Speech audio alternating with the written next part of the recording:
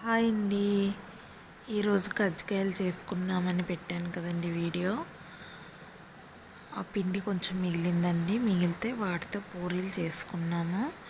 నైట్కి డిన్నర్లోకి బాగుంటాయి అని చెప్పి చేసుకున్న పూరీలని బాక్స్లో పెట్టి పక్కన పెట్టుకున్నాక నైట్ కర్రీ చేసుకున్నామండి. పూరీలోనికి కర్రీ కోసం కడాయి పెట్టుకుని దానిలో ఆయిల్ వేసుకుని ఆవాలు జీలకర్ర వేసుకున్న తర్వాత పచ్చిమిర్చి వెల్లుల్లి రెబ్బలు కట్ చేసుకున్న ఆనియన్స్ వేసుకుని అవి బాగా వేగనివ్వాలండి.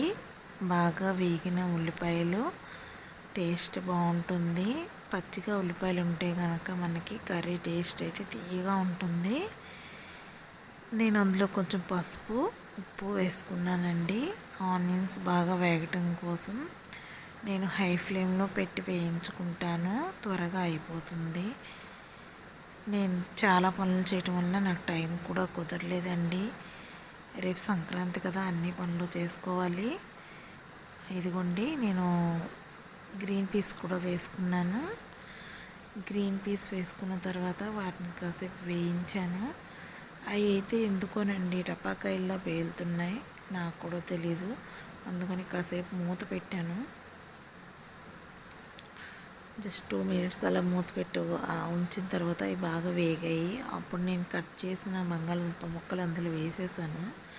వేసేసి బాగా కలుపుకొని దానిపైన మళ్ళీ మూత పెట్టుకొని 10 నిమిషాల వరకు అలా ఊరుకుంటే చాలండి. బాగా మన కొత్త బంగాళదుంపలు కదండి, త్వరగానే మగ్గిపోతున్నాయి. టేస్ట్ కూడా బాగానే ఉన్నాయండి. మగ్గిన తర్వాత ఇందులో కొంచెం కారం మసాలా వేసుకోవాలండి. మా అత్తయ్య గారి మసాలా తనే తయారు చేసుకున్నారు. చాలా బాగుందండి టేస్ట్ అయితే. ఈ మసాలా వేసుకున్న కర్రీస్ అయితే టేస్ట్ చాలా బాగున్నాయి. మంచి స్మెల్ వస్తుంది, కాస్త ఘాటుగా కూడా ఉంది. గ్రేవీ కర్రీకి అయితే ఇంకా టేస్ట్ బాగా అనిపిస్తుంది. నేనైతే ఈ కర్రీలో వాటర్ పోసుకున్నాను.